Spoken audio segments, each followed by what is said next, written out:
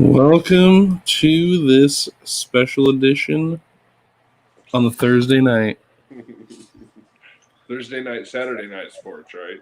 right? TNS. There we go. Thursday night sports. So here we are, week 8, getting at her. Gonna kick things off with, isn't this a division matchup? Yes, Correct? it is NFC South. The Thought bottom two so. teams, but that's okay. Bottom feeder. Uh-oh. But I mean, I will say, this is the toughest 1-6 team that you can find out there right now. This is true. I mean, they find ways to lose games in unique ways, but they're able to put up a lot of points. They just can't close games out, really. That seems to be the issue in Atlanta this year, is the inability to close the game. Yep. So, Well, and this is also, keep in mind, this is the last nationally televised game for the Falcons this year. So I think you raised the question, is this the last time we see some individuals in these Falcons uniforms? So I think it's going to be an interesting game. I definitely think so. I mean, trade deadline is, I believe, the 2nd or 3rd, which is Monday. Yeah, it's coming up really fast. Something like that. Early next week, trade deadline is going to be there. There's all sorts of rumors. We're going to get into that juicy stuff on Saturday night. But I do agree that there are some people to potentially watch who could be on the trade block. Julio Jones, potentially. I hope not. I'd like to see him just stay in Atlanta, maybe retire in Atlanta, whatever. Right. But if he wants to go try to win a championship, then definitely getting out of there is the way to go. Right. Obviously, they had a chance before, but we all know how that went. Not so good. So we look at this matchup. Largest victory in this matchup is 41-0 in 0-2. That's pretty crazy. That's disgusting. Yeah. But it's been a while, though. Right. That was a long time ago. That's 18 years ago. But still, anything can happen because Carolina finds a way to not play well against Atlanta. It definitely seems to be their kryptonite. Oh, yeah, they're 18-32 all time against this team, but they're 12-13 at home. So they're not quite 500, but they seem to enjoy having that home cooking to try to keep things alive. But when they go on the road, 6-19, totally fall apart. Just travesty, get smacked. Well, Carolina's not going to get much help this weekend because Christian McCaffrey did not get activated from the IR. But again, even without McCaffrey, this is actually a really fun team to watch. They're fun to just kind of follow. Bridgewater, as we've discussed multiple times while watching the games, Bridgewater is just playing smart. He's playing excellent, completing passes, playing within his offense. He also has some really good receivers to throw the ball to. They're very dynamic in the receiver position, and I think you add that running game when McCaffrey does come back, and I think this Panthers team could easily be a really, really tough team to beat in the NFC South. I think so, but I think I like Carolina. I like what Matt Rule's doing. I mean, the dude, I knew that Carolina had a chance coming in with this kid. They got Teddy Bridgewater. I was like, yeah, this could be good. I didn't think it was going to be great right away, but obviously with McCaffrey there, you're like, oh, cool. This is really going to be a nice punch. He got injured, just kind of dealing with that. Right. Hopefully he can come back here in the next week or two, get back to, his old ways. Kid's special. But, tonight you're looking at it. It sucks that Atlanta is what they are in terms of the record and losing the games they have because they have the talent and they can put the points up. But they're just, when it comes to closing out, I don't know if it's play calling, the players not executing. But now that they got Dan Quinn out, it looks like they want to perform for, what's his name, Raheem Morris, I do believe. Raheem Morris, yep. Yep, he's stepping in there, and they're making the call. But, last week you kind of had another tough one. Todd Gurley ends up falling into the end zone, giving the ball back to Matt Stafford. They go down, take care of business, walk-off touchdown. They lose by a point.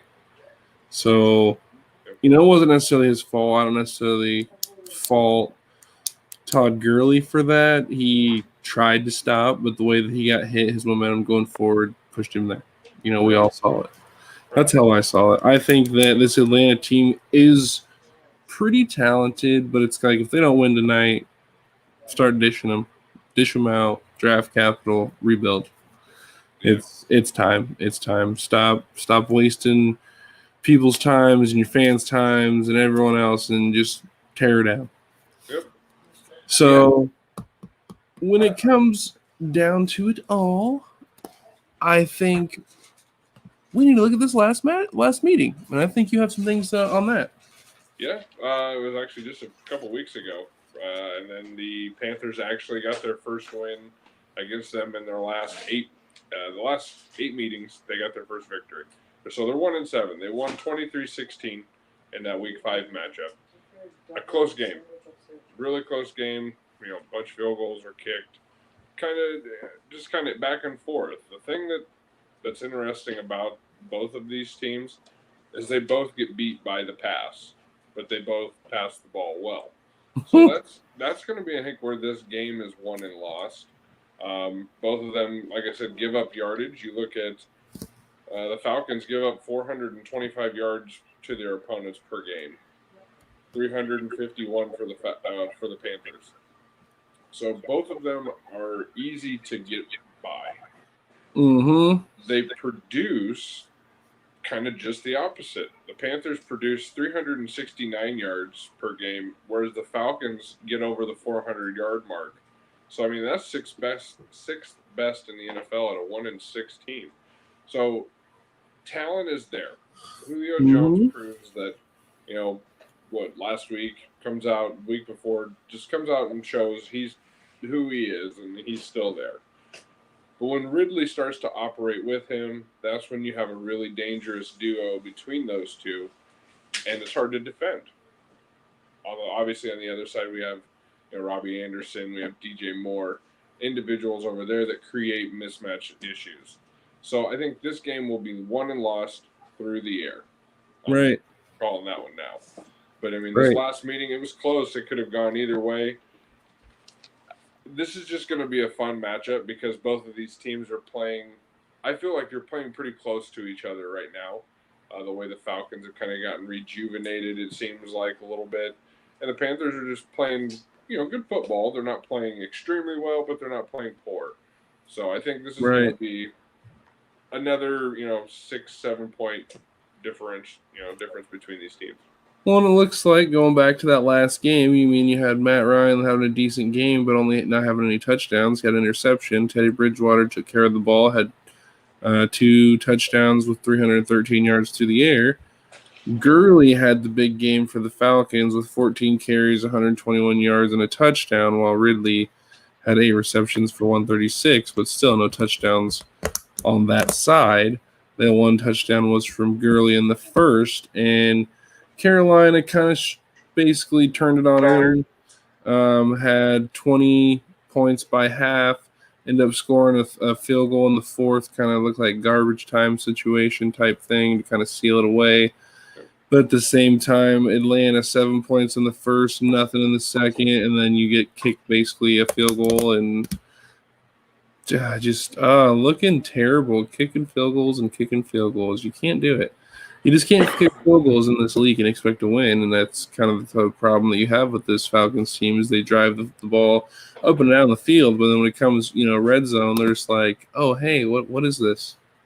Yeah, they only score 26 points a game, but they give up almost 30 at 29. Then if you go with the other side, you get 23 points per game, but they give up 24 points per game. So both teams allow more points than what they produce. So, but the one difference I will say to the Falcons, Week 5, there were still just question marks and just so many clouds hanging around the team. Everyone wanted Dan Quinn fired, all the hoopla media circus. Oh, yeah. It's died down now. The team has figured out how to get back to scoring touchdowns. So I think if you let these guys go out here and play, they're going to score some points. Is Teddy Bridgewater and company going to score some points? I think so. it's just, again, who gets the bigger plays. I think I'm leaning towards Atlanta, and so is the line the last time I checked. I believe they were favored by 2.5, so basically a field goal. I got Carolina by a point now. Ooh, so it flipped back. Okay. Nice. Okay. So see, it's back and forth because these teams are really close to each other, especially in the way that the Falcons have been playing. Again, if that pass defense could make one stop, they beat the Lions last week. Everyone now is saying the Lions are alive and playing well, and watch out for the Lions. Not so much. Right. The Falcons kind of shot themselves in the foot. So I think they go out here. Things can be different, but don't sleep on the Panthers team. They're going to play well. Most definitely. So, my question to you is what's at stake here for both teams? I think the Falcons are almost in a showroom. Let's show what we have. Let's show who we can trade. Let's show what we're going to become. Because I think at this point, I think Matt Ryan is showing he can still play. Julio Jones. You got a couple of really big names that could easily transfer over, get you a lot of draft capital, and start to flip this team. Then you start thinking about drafting a QB for Atlanta. So I think they're on the teeter-totter of be a spoiler at this point and find a good way to have a selling point on these players. It's true. Go to the other side, I think we look at Carolina as they want to prove that they're a good football team. They've been playing well even without their best player on their roster. I think they go out tonight, and if they win this, they're showing that they're still right there in the thick of things for that NFC South. You have the Bucs at 5-2 in first, and the Panthers are at the Saints are at 4-2, and the Panthers are at 3-4. They're not that far out of this division. Yeah, the Bucs have 5 wins, but tonight, if they get a victory, you have 2 teams sitting at 4 wins. So last week, the Panthers again had an opportunity to go to overtime, miss the field goal. Again, kind of shot themselves in the foot. We're playing hot against the Saints down in the dome. So both teams are playing smart. Both of them shot themselves in the foot last week. I think this one, it's almost like Russian roulette. Who's going to shoot themselves first? Carolina has had back-to-back tough losses to Chicago and New Orleans. Yep. Both within 7 points, both winnable games. Just not those games. That could be just, the turn of this is Rule's first season, and they're still trying to get that chemistry together. If they're already this close with not really having that fluid chemistry, I think next year we could look for the Panthers to be fighting with the Bucs and the Saints for this top seed way before this point. I think we have to watch out for the Panthers to surge. I think what's at stake here for Atlanta is they don't win, you tear it down. Like I said, you tear it down, you rebuild, you get rid of it. Yep. If you're the Panthers, this just shows that, like you just said, they're for real. Matt Rule's for real. This Carolina team with Teddy Bridgewater. Teddy obviously has proven everybody he's the real deal. He just needs to keep, trending up, taking care of the ball, scoring touchdowns, being smart. The things that he learned sitting behind Drew Brees. So as far as I'm concerned, must win for Atlanta. Otherwise, you're done. You're done. Just turn it off, shut down shop, get ready for the next one. So we'll see where it goes. Right. So what do you got here? Keys to victory. Keys to victory is defense, and it's not just the rush defense; it's pass defense. I said it earlier, both pass defenses horrific. The Panthers have a little bit of the edge. The Falcons, I believe, are the 31st ranked pass defense, so there's only one team worse than them. And I don't think it's the Panthers. Right. I think the Falcons, if they can just find something in the back end of their defense, just stop a couple plays. It's going to be hard. Robbie Anderson and company are going to come out and make things tough. They're not going to make it easy. If they can come out, make plays, make some stops, that Falcons team, I feel, has that offense to do what it needs to do. And then the same goes for the Panthers. Just back your offense up. Your offense is out here giving you opportunities to win. you guys are out here handing out victories. So play defense, make some stops. No, I'm not talking going to interceptions, pick six. We're not going to get crazy. Just get off the field on third down. Right, get off the field on third down. Make solid tackles. I think that's the biggest thing. Wrap up, get off on third down, play, pass, defense. Those are the keys for both teams. I mean, if this is literally, I mean, you're looking at a carbon copy of both sides for keys to victory. Right. Both have offenses that can compete. Defense don't protect them. Here's what I got. For Atlanta, you get to Teddy Bridgewater. You fluster him early. You run the ball with Gurley. Set up the play action with Ryan. Let him throw to his people. Take care of the offense. Throw up some points. Have your defense again. Get to Teddy. Close the game. Yep. Offense, defense, big plays. Yep. Close it out. Atlanta. Okay? Carolina, what were we talking about coming into this? Home cooking. They love home cooking against Atlanta. They need to get some home cooking tonight with Teddy Bridgewater and company. Teddy needs to get up, stay upright. Line needs to keep him upright. Big plays to Robbie Anderson. Keep this defense on his heels. You get to them early, they won't be able to take care of things late. You've seen it many times this season. That's what I got it. That's how I see it. That's what's going on in this game, which brings us into, boom, predictions. I'm actually going to flip here. I originally had Atlanta taking things, but with Robbie Anderson playing the way he is for Carolina, I think he's going to have a big night. I think he's going to trash this secondary for Atlanta, and I think you have Carolina winning 28-24. Ooh. I think the Falcons are going to continue to fly above their people below them, like a Falcon does to a Panther. No, I think the Falcons are going to soar like they have been. I think they're trending up. I'm going Atlanta 30, Panthers 21. I think the defense is going to make the right stops at the right time. Julio Jones, Calvin Ridley both have big days. Todd Gurley sprinkled on top for a pretty little cake for the Falcons fans. Oh, boy. And last week, I won that one. You know, I got you on that last Thursday night. That's because you swindled me into changing. It wasn't a swindle. It was totally a swindle. The I don't want Eagles to hear soared. it. We were both going to take it, and you're like, oh no, we need to switch it up. Oh no.